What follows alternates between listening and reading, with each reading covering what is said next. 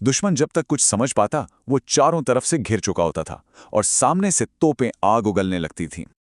और पानीपत में ठीक यही हुआ। तोपों की जोरदार आवाज और आग ने हाथियों को इतना डरा दिया कि वो पलटकर अपनी ही फौज को कुचलते हुए भागने लगे। लोधी की सेना में भगदड़ मच गई और इसी भगदड़ में इब्राहिम लोधी मारा गया।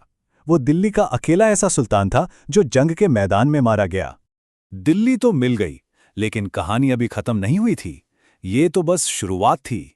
असली साम्राज्य बनाने के लिए बाबर को अब हिंदुस्तान के सबसे ताकतवर योद्धा से टकराना था, मेवाड़ के राणा सांगा। और असली परीक्षा हुई 1527 में खानवा की लड़ाई में। एक तरफ बाबर की थकी हारी सेना थी जो घर से बहुत दूर थी। ऊपर से एक ज्योतिषी ने उनकी हार की भविष्यवाणी करके उनका हौसला और तोड़ दिया था। और दूसरी तरफ राणा सांगा की विशाल राजपूत सेना, वो राणा सांगा जो 100 लड़ाइयां लड़ चुके थे और जिनके जिस्म पर 80 घाव थे।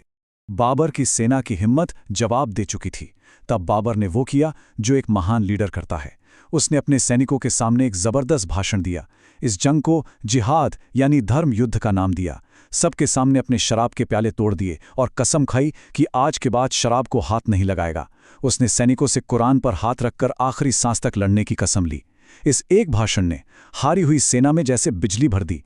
और नतीजा, हर उम्मीद के खिलाफ जाकर बाबर जीत गया। उसने उत्तर भारत की सबसे बड़ी ताकत को हरा दिया था। और इसी जीत के साथ बाबर के 33 सालों का भटकाव खत्म हुआ।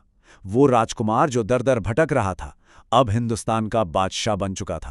खानवा की इस बड़ी जीत के बाद बाबर ने गाजी का खिताब लिया, जिसका मतलब होता है धर्म के लिए लड़ने वाला योद्धा।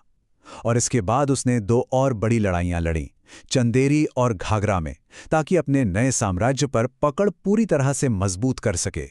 सोचिए, सिर्फ 4 साल के अंदर बाबर ने एक विशाल साम्राज्य की नींव डाल दी थी। लेकिन उसकी विरासत सिर्फ लड़ाइयों और जीत तक ही सीमित नहीं है। बाबर की शख्सियत बहुत दिलचस्प है। वो एक शानदार मिलिट्री कमांडर था जिसने हिंदुस्तान में तोपों की शुरुआत की। वो मुगल वंश का संस्थापक था जिसने 300 साल से ज्यादा राज किया। वो एक बेहतरीन लेखक भी था जिसने अपनी आत्मकथा बाबरनामा लिखी। मतलब एक तरफ तो वो एक बेरहम विजेता था, लेकिन दूसरी तरफ उसे बाग बगीचों और शायरी से भी बेपनाह मोहब्बत थी। हिंदुस्तान पर वो सिर्फ 4 साल ही राज कर सका।